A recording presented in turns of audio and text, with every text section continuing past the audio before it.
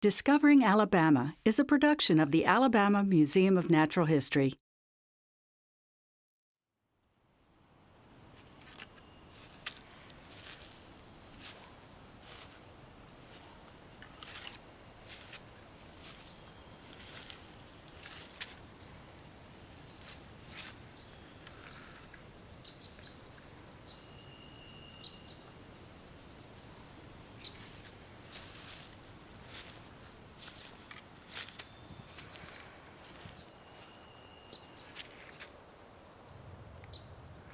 Hi, I'm Doug Phillips, and I'm out here in the wild wonders of the Okmulgee Division of the Talladega National Forest in Tuscaloosa County. I like to think of this as my office, and we might say Discovering Alabama has offices in the woods and waters across our state. Of course, the mail does not deliver out here, so when it comes time to read viewer mail, I have to head into town. The Discovering Alabama home office is in the Alabama Museum of Natural History on the campus of the University of Alabama. Yes, our home office is less than 1 mile from Tuscaloosa's Ground Zero. I'm sure you remember where you were on April 27, 2011. And even now, lest we ever forget, there are constant reminders everywhere.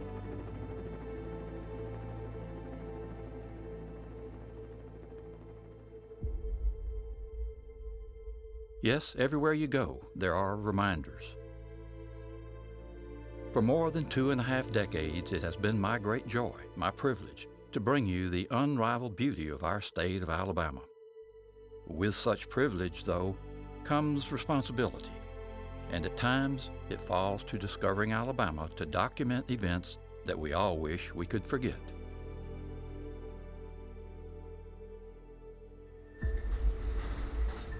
In the days after the storms, the Discovering Alabama crew traveled throughout the state, documenting the devastation.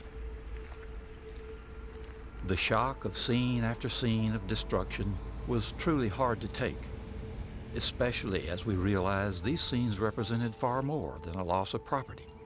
At least 247 people lost their lives.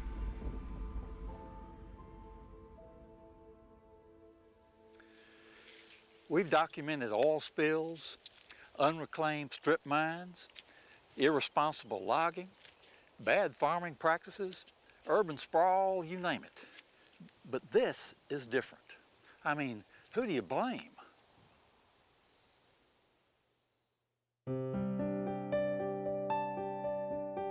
This program is about a land unknown to many people, a land that in many ways has maintained its native natural wonders. A place of bountiful backcountry, forests, streams, and wildlife more diverse than can be found in much of the inhabited world. Come along with me as we explore the wild wonders of this land. Come along as we discover Alabama. Monday, April 25th, 2011 was a magical day. We were working on our Discovering Alabama Model School program, and we were knee-deep in the remarkably beautiful Hurricane Creek.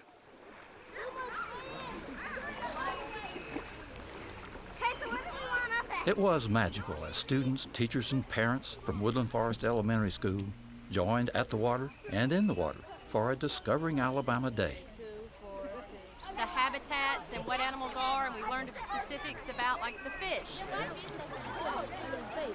No, they're real. We just caught them. Our friends and colleagues from the Alabama Museum of Natural History were there. How we're going to catch these fish.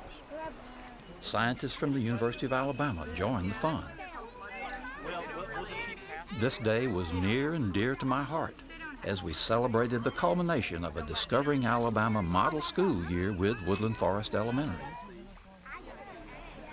After the day's lessons, everyone took some fun-filled canoe rides below the Tuscaloosa County Road 88 bridge.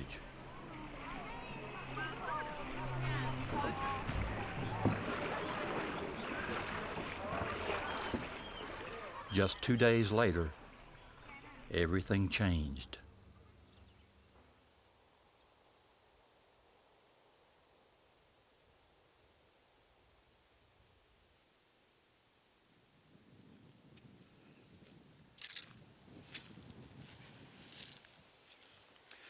None of the children, none of the adults who joined us for that fine day on Hurricane Creek lost their lives. Some did lose their homes. And all of us who were together that day were left to wonder. How is it possible that the forces of nature that give us this can give us this?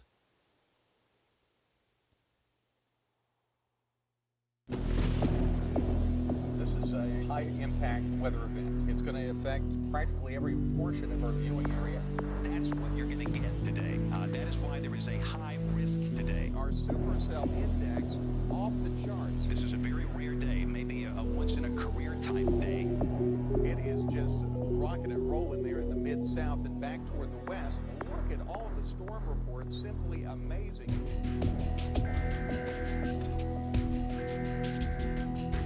A suspicious area we're watching back to the southwest of Tuscaloosa.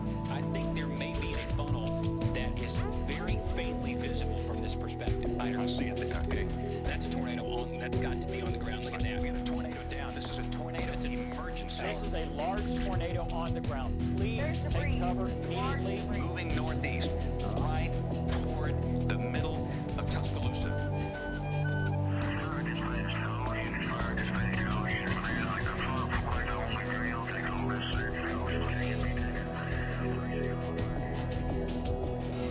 There are multiple tornadoes on the ground right now in parts of central and northern Alabama. We have a possible tornado that's moving up into Marion County out of Lamar County. Tornado near Cordova. Fairview at 305, Baileyton 309, Joppa 313, Arab 317. Fayette, Lamar, and Marion County until 5:45. Another one, this the far western tip of Blount County. And it's possible we could have debris falling out ahead of this storm because it just moved through a heavily populated area. Nobody should be out there. Tornado warnings blanketing North Alabama right now. Many potentially tornadic storms showing up. Yeah, another big storm is really starting to wrap up in Haleyville. There is a tornado emergency for Birmingham, Alabama, and look how wide that is. It's filling the entire camera screen. This will be a day that will go down in state history. And all you can do is pray for those people. I'm cringing, hoping that everybody's okay. With every anniversary of the April 2011 tornadoes, there will be remembrances. There'll be vigils for the deceased. There will be calls for better forecasting, better warnings. And you will be admonished to have your tornado safety plan in place now. And there will be that nagging feeling deep down that we're all ultimately at the mercy of forces beyond our full understanding, much less our control.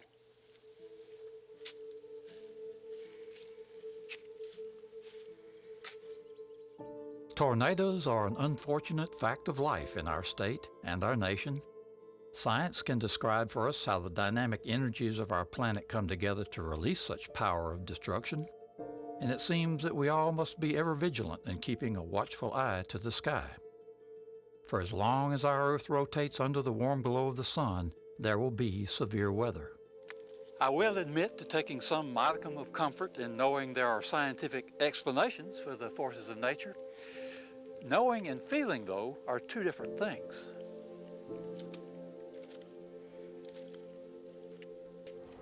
Let me ask you a question about that. When we opening video, we were watching, everybody was watching. You lived through, you lost your house. How did you feel as you were watching that? I couldn't watch it. Yeah. I couldn't watch it, and we went to a banquet with the Friends of Hurricane Creek, and they actually had our house on the big screen, and I had to leave because I can't sit there and watch it at this point. Because it still makes you feel, what, anxious and bad? It does. Yeah. Discovering Alabama is honored to work with the Alabama Department of Education in their Access Distance Learning program. These programs are like visits to a whole lot of schools at once. And we like to talk with students about the fun stuff like fossils, snakes, and even space travel. But after the trauma our children suffered in the spring of 2011, it seemed prudent to use some of our distance learning time and allow them to ask questions. During these special access distance learning webcasts, students got to ask questions of scientists who investigate the physical and the psychological forces at work during times of extremes. Dr. Jason Sinkbell is assistant professor and director of the environmental science program in the Department of Geography at the University of Alabama. Dr. Joshua Claypole is a clinical psychologist and an associate professor at the UAB School of Public Health. He's also a certified disaster mental health specialist. Jeannie Largan is a teacher at Woodland Forest Elementary School. She and her family had a first-hand encounter with the storm. It started out just a regular day because nobody ever expects a tornado to actually hit your house. And you always go through what they tell you to do on TV, and just in case, even though you don't expect it to ever happen. So I'd clean the closet out. Then when we moved into the house 7 years ago, I cleaned that closet out that we had stuff stored in for the first time, which I'm glad I did now because that's the closet that saved us. Well, my first question is for Jason. What made this outbreak of tornadoes so massive and destructive? This was what we call a super outbreak, and every 30 or 40 years we can expect something along the lines of the magnitude of this event. The only outbreak in history that rivals this event is April 3rd and 4th, 1974. Now we've had some other minor events that have been maybe half the magnitude of this event. In order to get an event like this, we need really cold air coming out of Canada, and we need warm, moist air coming out of the Gulf of Mexico. And what we need to do a better job is communicating the threats on a rare day like April 27th. Most of the time when we get severe weather, we get weaker tornadoes, and it's very common for us to get weaker tornadoes. On that particular day, I was very concerned. I had phone calls with a lot of people. I tried to alert as many people as I possibly could. That day was a no-brainer. We were going to get violent tornadoes. Why do some of the tornadoes seem to follow the same path? This is a good question, and in my field research, I've encountered a lot of people that look at the tornadoes and historical occurrences of tornadoes. As you see on the map right there, all the tornadoes went from the southwest towards the northeast. And if we get violent tornadoes, that is what 90% of them are going to do. And what's happening there is there's a center of low pressure located north of Alabama, and these storms are just rotating in what we call the warm sector of a cyclone around an area of low pressure to the north of the state, which always causes them to track southwest and northeast. In all major outbreaks, we see this same pattern. And because we've seen this same pattern over time, a lot of the tracks from different events are parallel to each other. For instance, Oak Grove outside of Birmingham, 1998, that track ended up being only 5 miles away from the April 27th track that went through there. Tanner, Alabama and Limestone County has been hit 3 times by EF4 intensity or higher since 1974. So many communities are in these areas in north central Alabama. The dynamics just come together in this area where you can get long track violent tornadoes, and where those tracks are is completely a product of where the center of the storm is. It's just sometimes the centers of those storms end up being pretty close together over time. The next question is for Josh. I know that sometimes you can have some physical symptoms of stress. Can you talk about some of the symptoms? When we see a video like this, and somebody like me who lives in Birmingham, we weren't touched other than we watched the whole thing happen. And I watched that video just this last couple minutes, and I can feel my stomach was kind of turning a little bit. I felt a little nervous, a little anxious. During a stressful situation, having problems concentrating, feeling nervous or anxious, having what we call hyper-startle response, and that's just a big word that says when you hear a loud noise or a clap or maybe a train coming, you feel like you want to jump. Having a hard time with your emotions, getting angry real easily. All of these things are the symptoms of stress, and they don't happen to everybody all the time. But when an event like this happens, it happens more frequently. And again, it's normal. It's not comfortable, but it's normal. Sometimes the best thing that you can do when things like this happen is be around other people who know what you're going through, who've been through that, just so you feel like you're a part of the community. And we saw that after the tornado. That's when people came I think that's a hard thing because you don't feel like anybody really understands where you're coming from. And because... And if you surround yourself with people that have experienced that, I can see how that would help. Yeah, because that's the hard thing about the emotional stuff. You know, if you break your arm, if you cut yourself, even if after the tornado you were injured physically, people can see that. And they can see that that wound may be healing over time.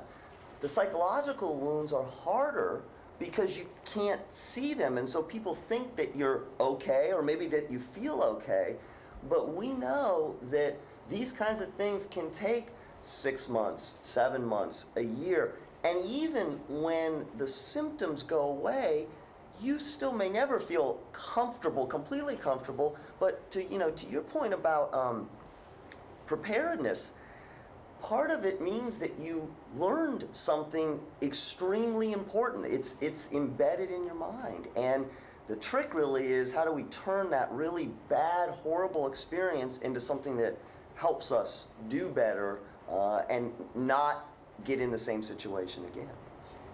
What can people do to help other people through this?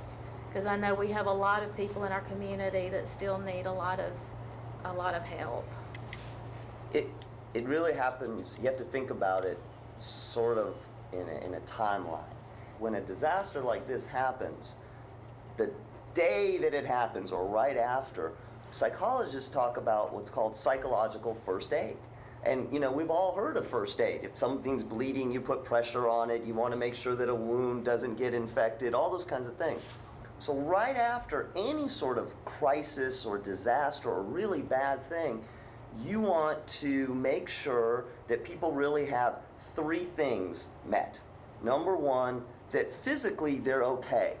You want to make sure of that, not just because that's important physically, but if you don't have a place to sleep, if you don't have food to eat, you don't feel good emotionally. That's the first thing. The second thing is you need to make sure that if people are feeling like they want to tell their story, they want to talk about it, and they don't even know why they want to talk about it, they just feel like they have to, you give them an ear. You give them somebody to listen to who doesn't have to necessarily say anything, but just listen.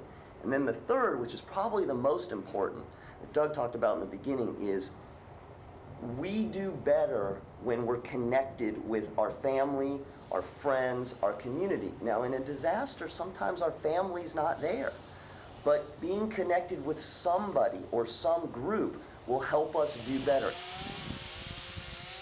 This is a time when talking to either your teachers, a school counselor, a pastor or a minister, talking to a psychologist, even talking to your doctor. These things are important because being able to talk about it, and then if things are real bad, being able to get help, just like you'd get help for a physical wound, is important, because there's going to be some people who are not going to bounce back from this. Even though most people will, there's going to be some who are not, and that's why they have people like me out there to go help. Well, I know one good thing that's come from this tornado is it's brought our community together, and people are helping each other, and it's people from all different places. They're coming together to help.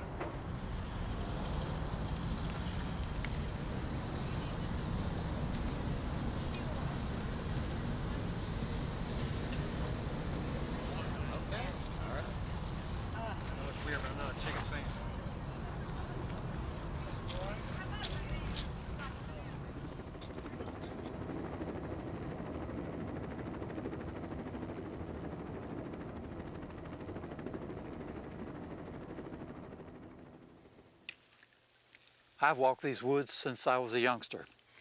Yet today, many places seem a bit unfamiliar. Many of the landmarks I knew so well are gone. And to this day, it's that way on the journey into my office in town.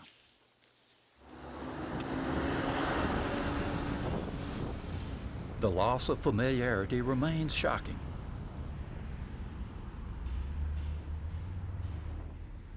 This loss, though, pales when we consider the loss of life.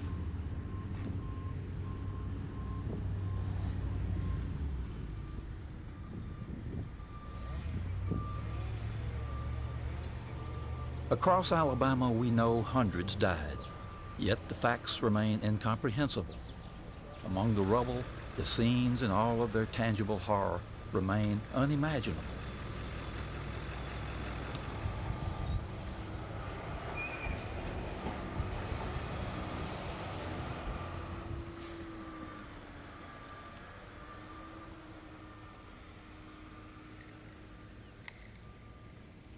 In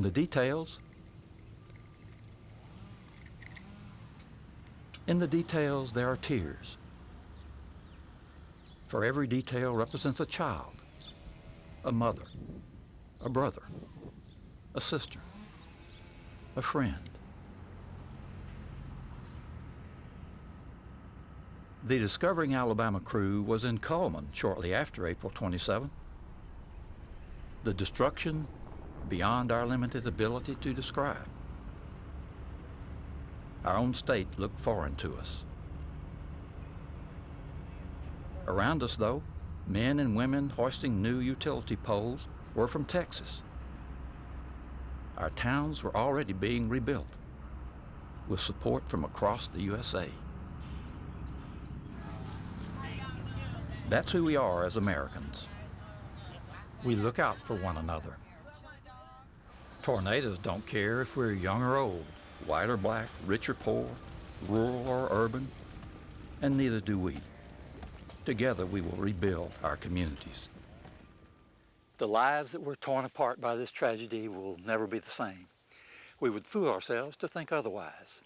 Yet, here too, with each other's support, care, with the love we have for one another, we share the pain of remembering and the hope for tomorrow.